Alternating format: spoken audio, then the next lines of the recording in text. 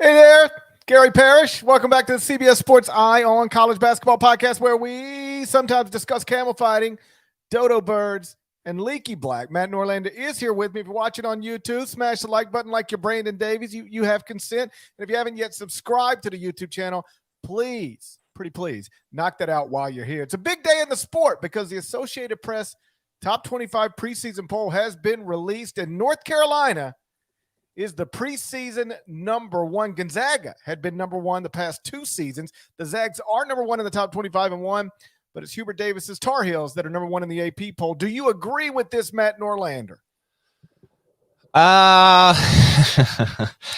Do I agree with this? Well, if I agreed with it, I might be tipping my hand to my rankings there. So I'm going to say, tip your hand. Who cares? Jesus.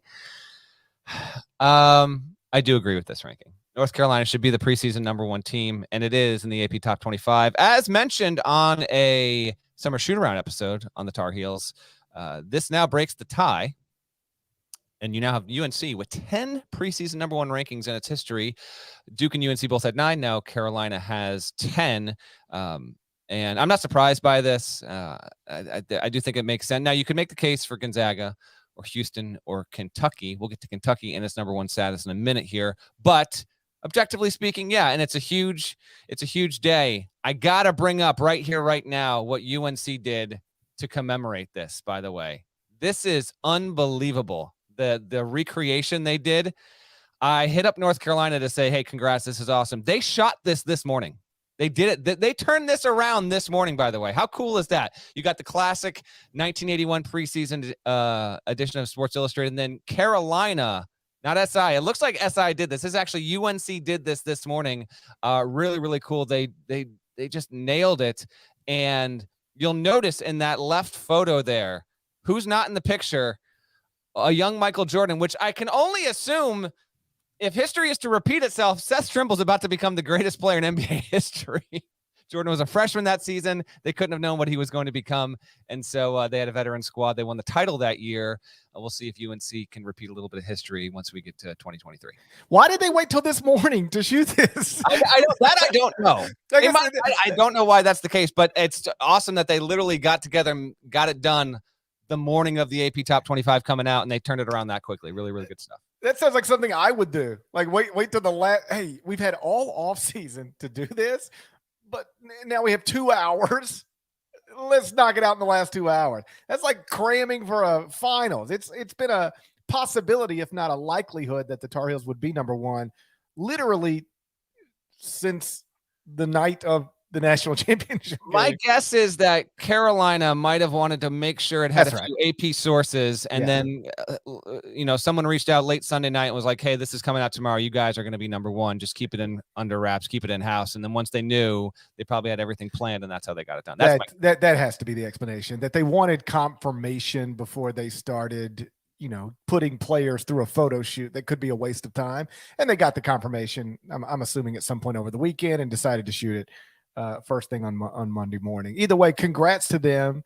And, upon the announcement, I went on CBS Sports HQ, and I was asked, what do you make of North Carolina being number one? And I started by explaining it contradicts the top 25 and one, because I have the Zags number one and North Carolina number two. But I've been consistent on this all offseason.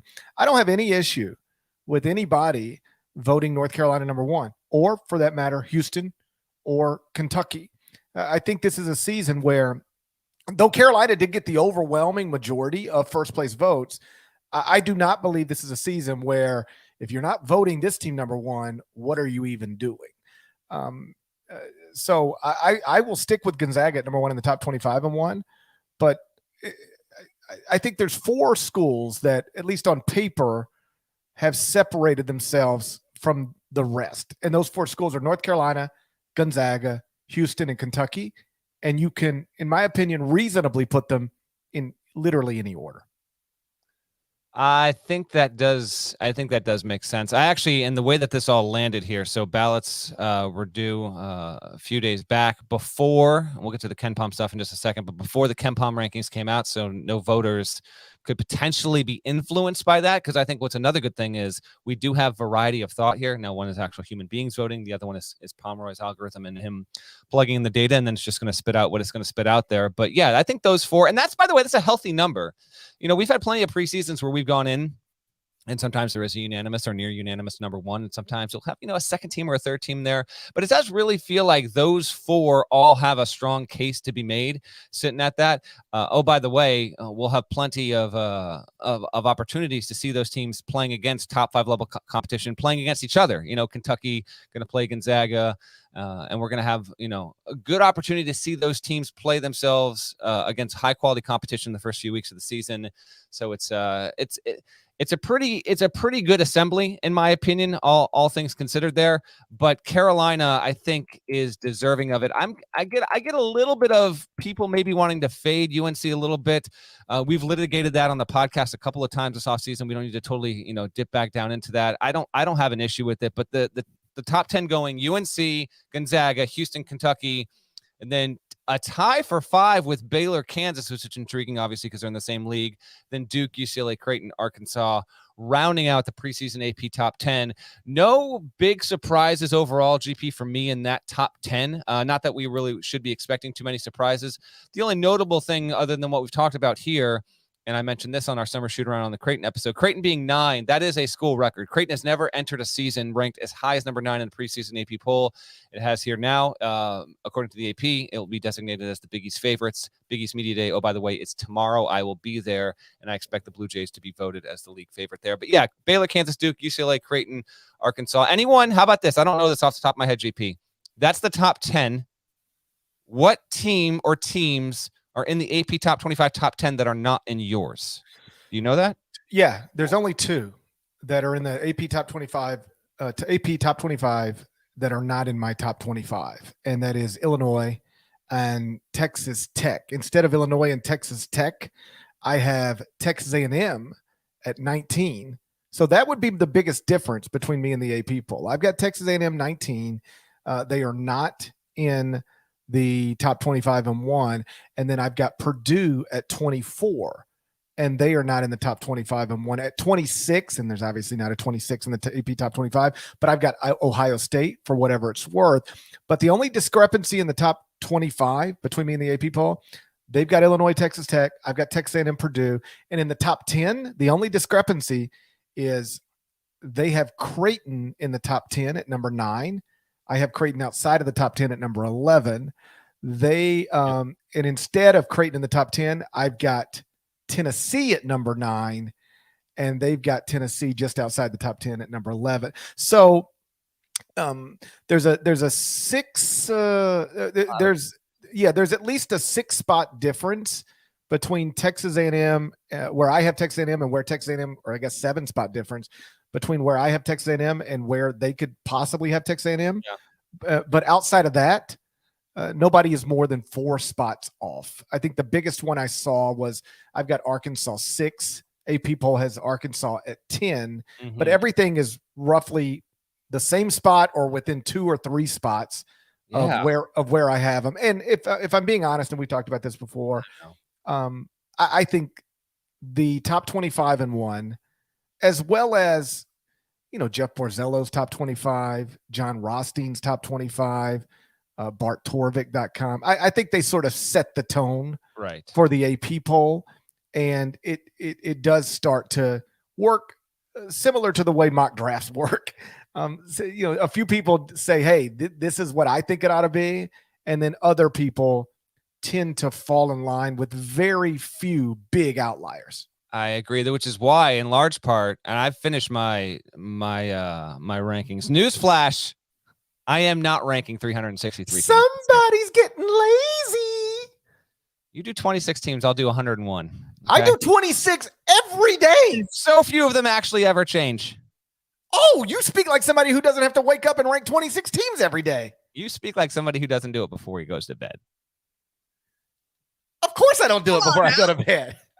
Now, I'm not doing 363. It was determined with the litany of other things that I have to do that I'm not doing 363. But I am doing 101, and I've already ranked them.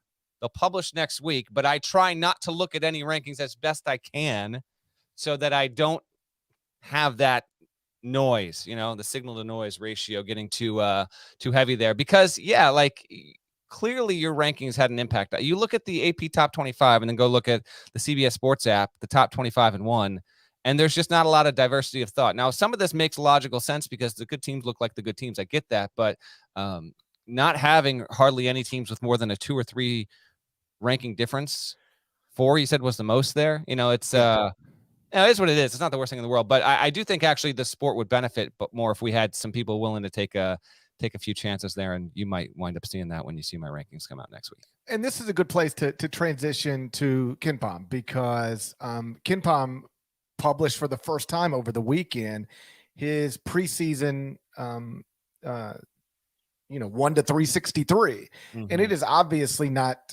Ken's ballot as much as it's what his algorithm spits out, but there's some interesting stuff there, and we're going to talk about it in just a second. First, though, a word from our partners. The UEFA Champions League. 9 months of heart-stopping, hold-your-breath acceleration. While Mbappe shines in the city of lights, Benzema's racking up the hat tricks, and the Reds want Mo Magic in Liverpool. This ain't amateur hour. This is the best of the best of the best. This is the UEFA Champions League. Stream every match live on Paramount+. Okay, so the reason I wanted to bring up KenPom now is because I do think humans copy humans. I'm not suggesting all AP voters copy me or use me as a guide or use Rothstein as a guide or Borzello as a guide or Bart Torvik as a guide, but I do think some of them, probably most of them, use some combination of what I just mentioned as a guide. It doesn't mean they can't go off script some places, but it largely serves as a guide. Is it fair to say Ken's computer does not copy me or anybody else? It's just an algorithm. Yeah, no, absolutely. Which makes it good. It adjusts our expectations going into the season as it very well should. Some of these rankings are not going to be right. Some of them will be much more accurate than we might be willing to believe right now. You want to tell people what 1 through 10 looks like right now? Sure. Kentucky is number 1 at KenPom, followed by Texas at 2, Gonzaga at 3, Tennessee at 4, Virginia at 5, Baylor at 6, Houston at 7, Kansas at 8, North Carolina at 9, Arizona at 10. Here's the point I wanted to make. If you go take the top 26 at KenPom and you take the top 25 and 1, 23 of the 26 teams are the same. The only team. What about within that? Oh, well then, yes, it varies. My question is Creighton is 22 at KenPom, 12, 11 at yours. So they're more drastic within, but yes. They're more drastic within, but 23 of the 26 teams are the same. The only ones KenPom has in the top 26 that I don't are Texas Tech, Virginia Tech, and Iowa. Instead of those 3 schools, I have Oregon, which he has 29th, Ohio State, which he has 32nd. And I guess this is just going to be the biggest outlier. This is the one I'm out there by myself with on some level. Texas A&M. He's got Texas A&M at 45th. I have A&M 19th in the top 25 and 1.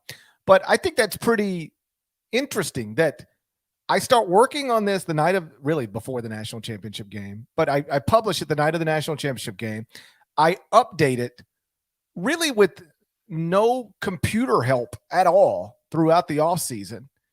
And I end up with 23 of the same schools that KenPom has in his top 26. This is my roundabout way of patting myself on the back and saying I think that's pretty good.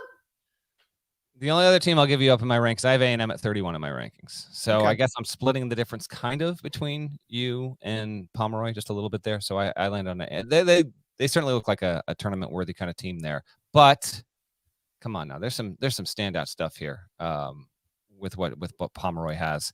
That 1 through 5, Kentucky won. That's a headliner to me. They deserve to be in the mix for that, but actually putting them there, I thought Gonzaga was going to be 1 in KenPom when it came out. Gonzaga's 2. That's only because you can't remember the last time you saw anybody other than Gonzaga at number 1 at KenPom. It's the amount of time they spent there is absurd. Texas at 3, Tennessee at 4, and then your Virginia Cavaliers at 5. You will not find another top 5 in that order.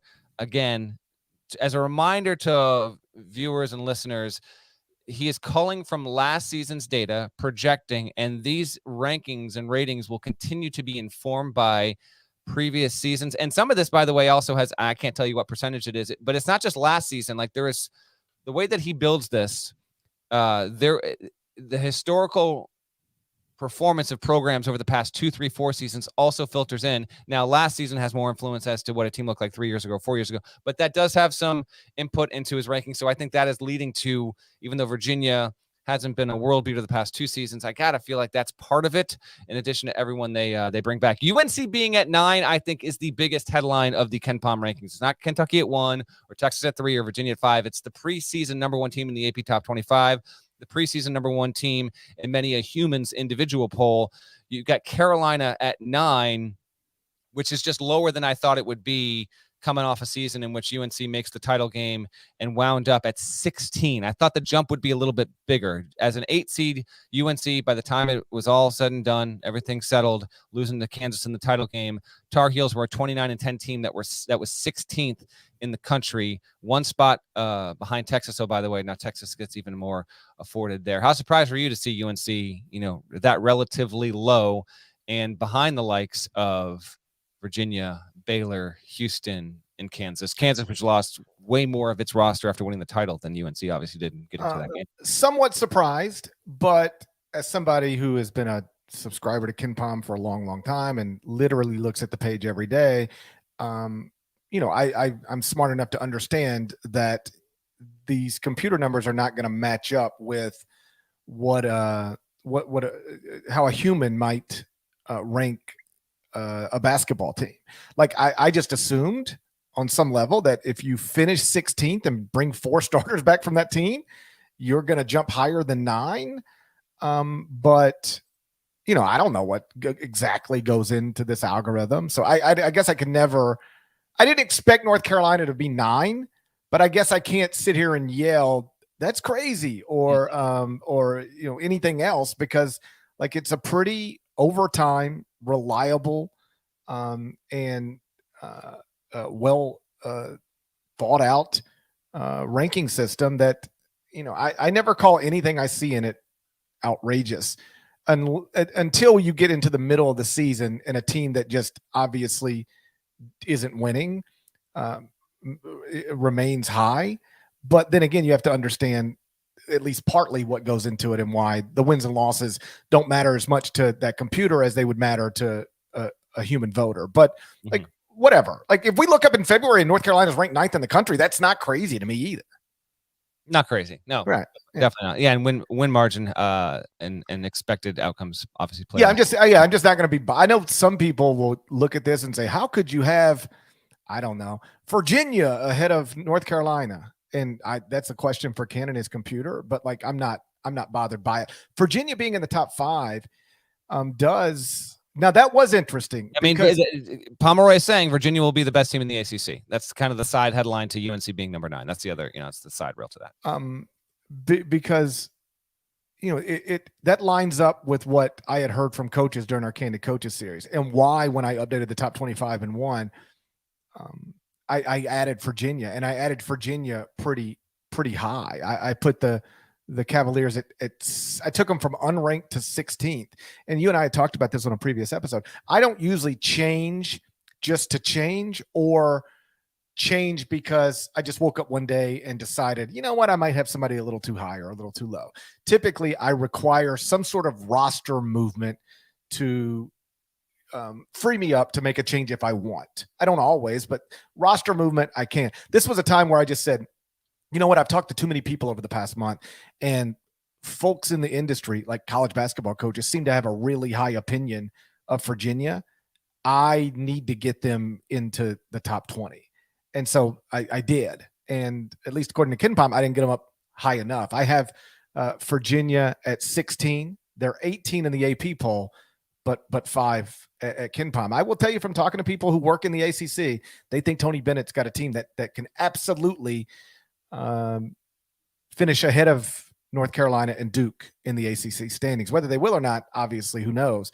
But there are people in the ACC who believe that computer ranking is not wrong. A lot of that's tied to if Reese Beekman can really like break out, be an all-league player. Jaden Gardner's back. Kihei Clark is back. Caden Shedrick, who, a very quality 6'11" big who defensively could have a breakout year. Like those guys, they got Ben Vanderplas from Ohio, so there's a lot there. Nada, if you could be so kind to bring up that KenPom homepage again so viewers can look at it. Here are some other pop-outs to me.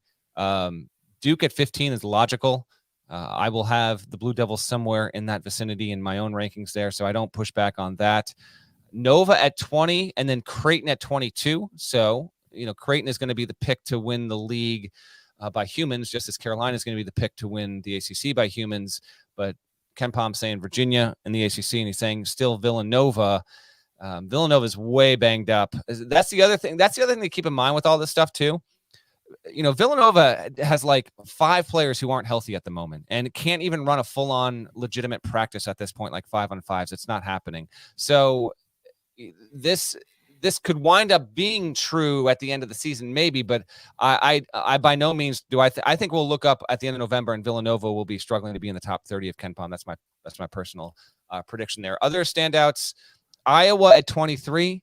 We'll see. I am fading that at the moment. Oklahoma all the way up at 28 stood out to me. I do think Oklahoma will be improved. Top 30 Oklahoma team. We'll see what Porter Moser's got in store there. And then LSU at 40, which I actually thought what Matt McMahon did at LSU, he, you mentioned Borzello earlier. We'll give him another shout out here and feed his ego. But he broke the story. Like it was in the middle of Final Four. And I was with him in the media center that day. And he kind of, as he was tracking transfers, he looked up and realized, I mean, good God, Matt McMahon's got the LSU job. There's literally not a single scholarship player on this roster at this point with everyone that's transferred out. Now, they did bring in a bunch of really good players. LSU at 40 still sticks out to me, and Missouri at 41. LSU at 40, Missouri at 41. Those are the kind of the teams within the top 50 that surprised me. A couple other KenPom notes for you. Only 2 leagues have all teams in the top 100, the SEC and the Big 12. No surprise, those project going in as the top 2 leagues in the country. And then on the opposite end, here are your lowest ranked power conference teams per KenPom. Washington at 113, Georgia Tech at 117, Butler at 130 feels like a major miss. Butler, I don't have them top 6 in the Big East, but I certainly have them in the top 90 in the country. They're down at 130. They brought in some legitimate transfers there, and you have Thad Matta. I feel like that's something that will course correct. Cal is at 146, and then bringing up the caboose among all power conference teams in the Big 6 leagues is Oregon State, the Beavers. Beaver Fever sitting there at a cool 228 heading into the season, coming off literally the worst follow-up season to an Elite 8 campaign in the history of the sport there. So that's the not so good news. Overall, Parrish, I took a scan of this before we did this pod, looked, 1 through 50, 1 through 60, 1 through 75. It feels more, not that it's ever unreasonable, but I was looking around and I was like, there's not a ton here where I'm kind of like, whoa, like Penn State's sitting there at 46. Maybe that'll wind up being true. The Big Ten doesn't have a team in the top 10. That will not wind up being true. The Big Ten will wind up being good enough where if you win the league, I'd have to believe you're going to be in the top 10. Indiana's sitting there at 12 overall there, but there wasn't a ton that stood out to me as being particularly egregious. Last notes from me, then take it away. Your mid-majors that stand out from a rankings perspective that are, highly ranked. St. Mary's 47, UAB, who I love sitting there at 52 out of CUSA. You've got who else? Wyoming at 64, Tulane, if you want to call them that, 63 in the American. North Texas, another good. CUSA is going to be good this year. North Texas at 67. Furman at 68 or 69. Utah State, nice. Utah State is at 68 there. So a good batch of mid-majors populating the top 70 overall. But yeah, just a big day in the sport. KenPom rankings came out Sunday morning. AP Top 25 here on Monday morning. I'm officially geeked because as we speak, by the way, 3 weeks out to the start of the season. We can't get out of here without noting that Illinois is 33rd at KenPom, projected 7th in the Big Ten. I only bring this up because our Big Ten preview ran last week on CBSSports.com, and I was attacked by our colleague and friend Tom Fernelli. That's not going to. By the way, that will not cease. He's going to be on, and unless they start losing, our buddy Tommy, co-host of the Cover 3 podcast, he is going to be. He says it lovingly, but he loves his Fighting Illini. Well, so It was a funny graphic because, like, did you pick Illinois first in the Big Ten? I did. Okay, so when you look at that graphic, it's like everybody's got Illinois 1 or 2 or like really, and then I've got Illinois 6. So it does look like I'm the outlier, and I guess I am, but I'm not the outlier according to KenPom. You guys are. That's right. And when KenPom's rankings officially came out on Sunday, Fernelli, got a picture of it and said, "Congrats to Gary Parrish for taking over KenPom's computer." But what I did tell Tom last week is that, like, I've got Illinois in the top 30. I just don't have them in the top 26. I think I have them like 29. If you go out and extend my rankings, I've got Illinois at 29. So that's 4 spots better than KenPom. But one of the things I told, and by the way, it's not much different than like the AP poll. Like the AP poll has Illinois at 23. I've got them at 29. I'm not like way behind on them.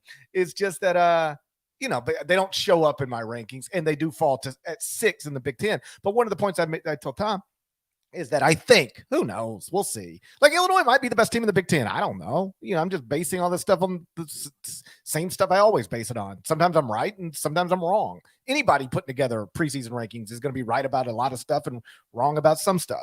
So Illinois might end up being the best. But one of the points I made is that I know if you're an Illinois fan and you see some people picking you to win the Big Ten, and then you see somebody else picking you 6th. Like, that's kind of crazy. You don't see that in any other league. Like, nobody's going to have North Carolina 6th in the ACC.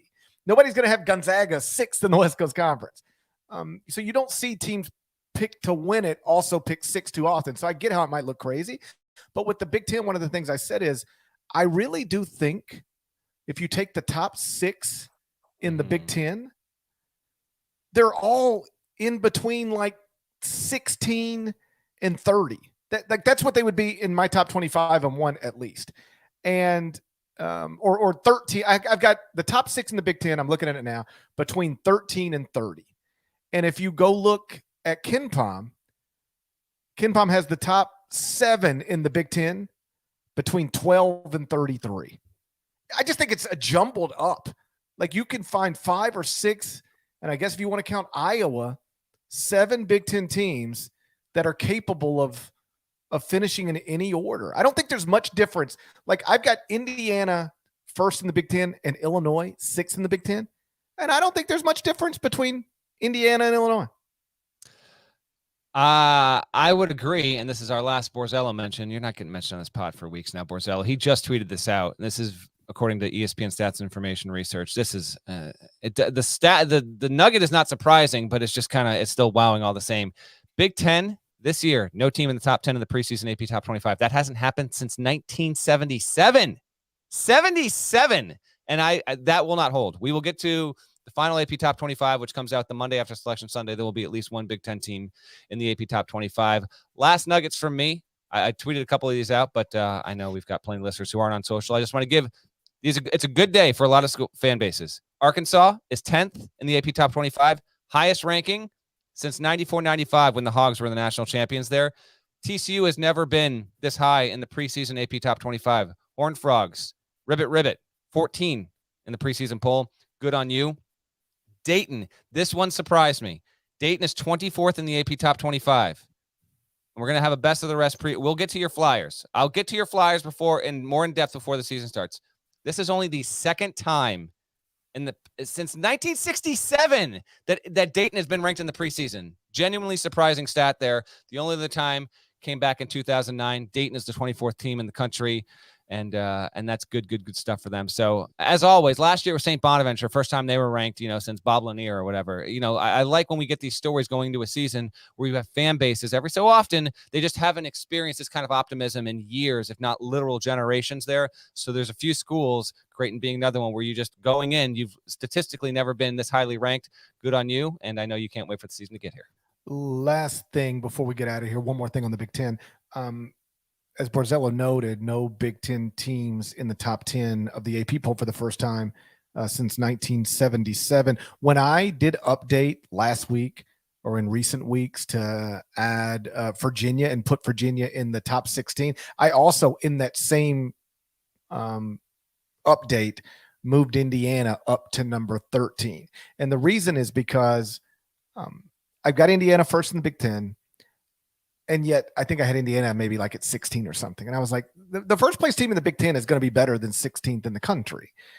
So I went back to KenPom and I just sort of looked at the past 5 seasons, and the lowest any Big Ten champion had finished at KenPom in the past 5 seasons was 13th. And so I moved Indiana up to 13 just so I would have a Big Ten team in the top 13.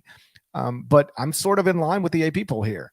I think the Big Ten has got more good teams at the top than most leagues, but I'm not sure there's a great team. Now there might be one that emerges. Like nobody thought Arizona was going to, or few people thought Arizona was going to be a great team last season. So, and then Arizona was a great team. So we'll see. But on paper, at least, I think the Big Ten's got a bunch of good/very good teams, but maybe lacking a great one in both the top 25 and 1 and the AP poll. And I guess KenPom, they all reflect that. Let's go. Let's call it a day. Let's call it a day. Chat's bumping, by the way. People are ready for college hoops. Love to see this live episodes. We'll have more live episodes later this week, so come back around here. We know you're itching for it. Hoops is coming, and I don't mean the NBA. NBA is great. College hoops is coming. 3 weeks away. Here we go. Shouts to Devin Downey. Shouts to Chester, South Carolina. Shouts to Huck, Larnell. Thank you guys once again for listening to the Iron College Basketball Podcast. If you're not subscribed, please go subscribe anywhere you subscribe to podcasts, including Apple Podcasts and Spotify. 5 stars, nice reviews. We need you to type words over to Apple. There's more of us than there are of them, and it needs to be reflected in the reviews. So knock that out while you're over there. If you haven't subscribed to the YouTube channel, please do that. If you're still here, smash the like button if you haven't already, and we will talk to you again a little later on this week. Till then, take care.